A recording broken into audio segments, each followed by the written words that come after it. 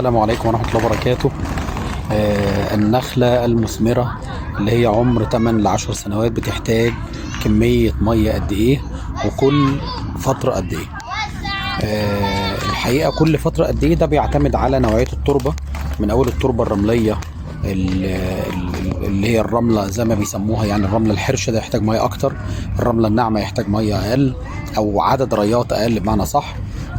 كل ما التربه كانت مختلطه احتاج ميه اقل، التربه طافله لا بيحتاج اقل، وهكذا. فعدد الريات بيعتمد على نوعيه التربه وتماسكها وقدرتها على الاحتفاظ بالميه، لكن كميه الميه هي ثابته في كل الاحوال. بمعنى انا عندي تربه رمليه او تربه طفليه، فالنخله بتاعتي اللي في عمر من 8 ل 10 سنين او ما زاد بتحتاج تقريبا من 200 الى 300 لتر في الريه الواحده. طيب انا يعني هديها ده في العمر الصغير؟ لا والله، ده الفسيله اللي مزروعه لسه جديد ممكن ما تحتاجش اكتر من 30 ل 40 لتر في الرايه الواحده، واحيانا اقل او احيانا اكتر برضو، يعني حسب حجم الفسيله وخلافه يعني. يبقى انا حضرتك هحتاج للنخله كحد اقصى من 200 ل 300 لتر في الرايه الواحده. هناخد متوسط 250 لتر في الرايه الواحده. لما اجي احسب احتياجاتي من الميه او قدره البير اللي انا محتاجها، او هحفر بير قد ايه، او هركب طاقه قد ايه، ابقى عامل حساب النخله في 250 لتر في الريه الواحده، واحسب عدد الريات حسب نوع التربه بتاعتي.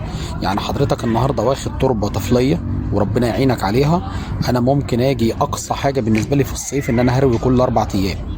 طب انا واخد تربه رمليه مفككه وتربه ورمله خشنه زي ما بيقولوا، لا ده انا ممكن اوصل في الصيف وقت الاسمار يعني او وقت نضج الثمار انه اضطر اروي كل يوم.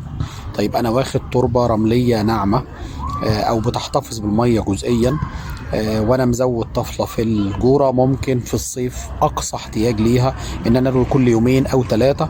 ده يحدده طبعا الاستشاري اللي مع حضرتك في المشروع، او لو حضرتك عندك خبره تقدر تحدده، او بان انا بجرب لغايه ما اوصل للنموذج الامثل اللي يكفي النخله ميه في يعني كل كام يوم هروي ريه واحده. فحضرتك النهارده هفترض مثلا انه حضرتك زارع وليكن 20 فدان فيهم 1200 نخله، هضرب 1200 ده في 250 لتر،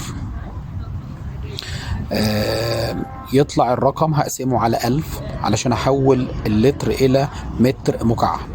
هفترض مثلا النهارده انا بقول 1200 في 250 لتر، يعني يساوي اللهم صل على النبي 300 اسف 300.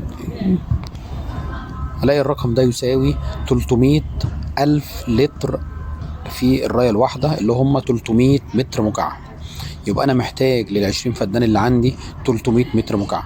انا عندي بير، اجيب مهندس الطاقه الشمسيه واقول له لو سمحت يا باشمهندس انا عندي البير وضع 1 2 3 وانا محتاج 300 متر مكعب كل يومين، كل يوم، كل 3 ايام، كل اسبوع، على حسب نوع التربه بتاعتي، وعلى اساسه بحدد قدره الغاطس. طب انا عندي 50 فدان، يبقى انا عندي 3000 نخله، اضرب ال 3000 في 250 يطلع الرقم 3000 في 250 يطلع 750 متر مكعب او 750 الف لتر يعني.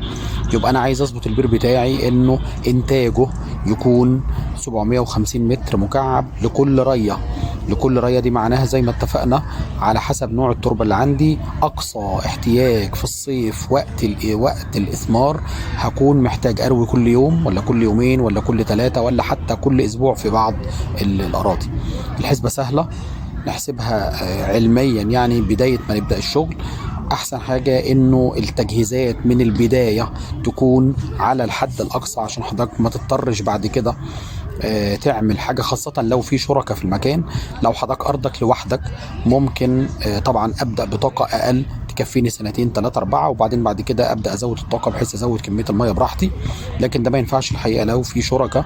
نصيحه لوجه الله انه الحاجه تتعمل من اول يوم على اقصى احتياج للنخل حسب مساحه حضرتك وحسب تربه حضرتك. ارجو المعلومه تكون وصلت ان شاء الله سليمه، وربنا يوفق الجميع. شكرا جزيلا.